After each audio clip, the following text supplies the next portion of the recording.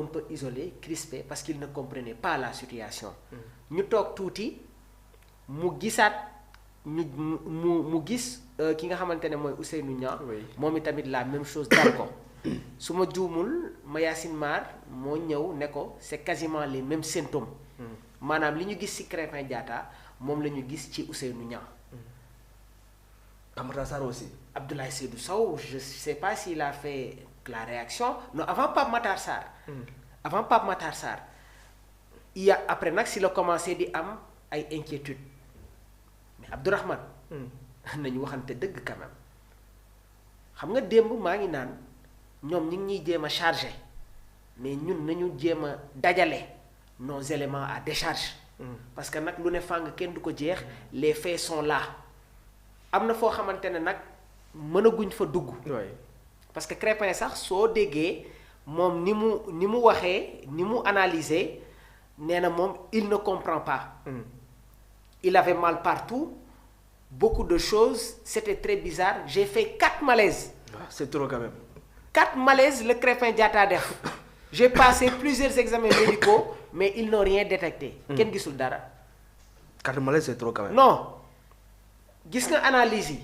bu mu yem foofu noonu nañu ko gën a topp. maanaam expertise su amee contre expertise mun na am.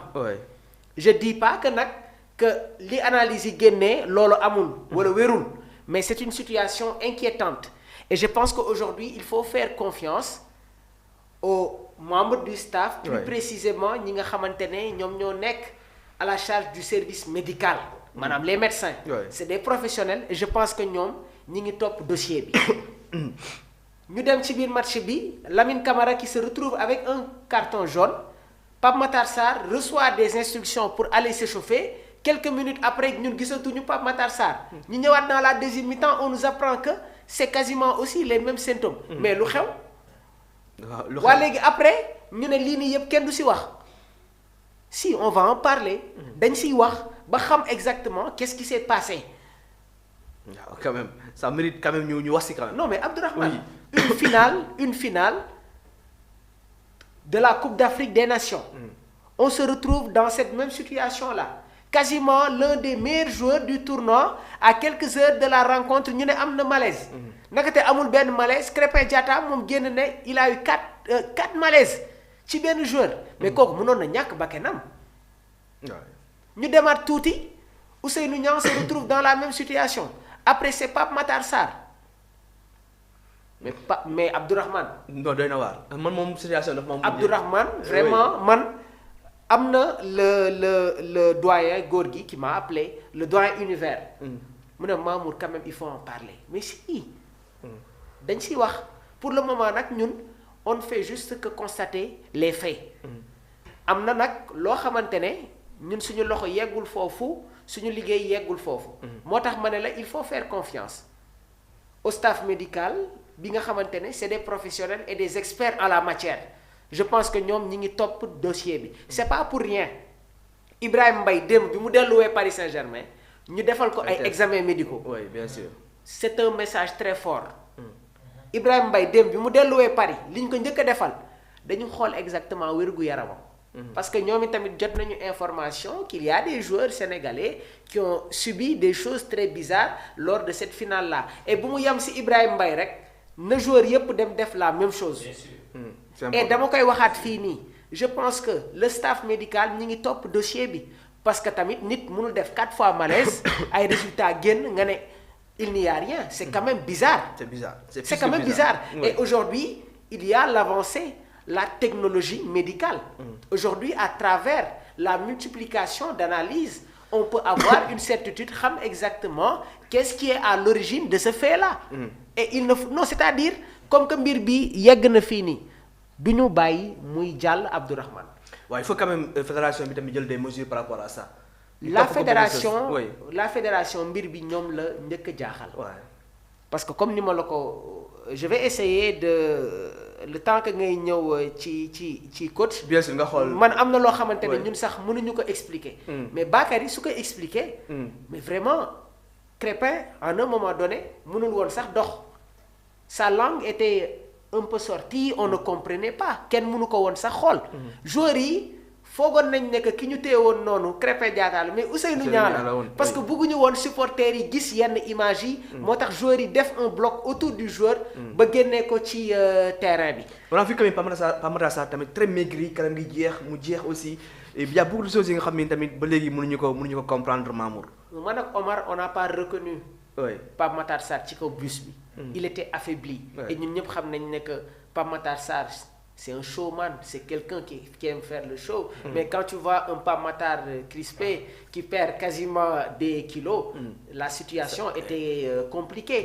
dinaa tegal gars yi léegi nii la réaction de Bakary Cissé. Très bien. comme ça ñoom dinañ mën a xam exactement qu'est-ce qui s'est passé. Très bien Kostola si beaucoup de choses se sont passées avant la finale nos joueurs yi nga xam ne aussi quasiment kii di Krépin Diatta bi nga xam ne aussi match bi da ko doon démarrer il était ci 11 bi à la dernière minute la ñuy comprendre que ne dañ ko mujjee changé indi ki nga xam ne ni moom mooy Mendy après à la mi-temps on nous apprend que ne kii di Pape Matar Sarr aussi dafa def benn malaise moom tamit Ousseynou Niang pendant l'échauffement avant le match aussi moom tamit joueurs yi daal di koy yóbbu ci vestiaire yi parce que tamit moom aussi dafa feebaroon mu nekk des choses yi nga xam ne aussi quand même bëriwul lu ñu koy gis ci compétition surtout quelques minutes avant la finale et ça aussi ça mérite des interrogations coach. xam nga li nga wax noonu yëpp tey ñu waroon nañu mën a sóor war nañu mën a xam ne Maroc wan nañu ne moom fi mu jëm ak li mu bëgg. du bàyyi benn détail. waaw ça c'est vrai. ku la bàyyiwul détail si gaar.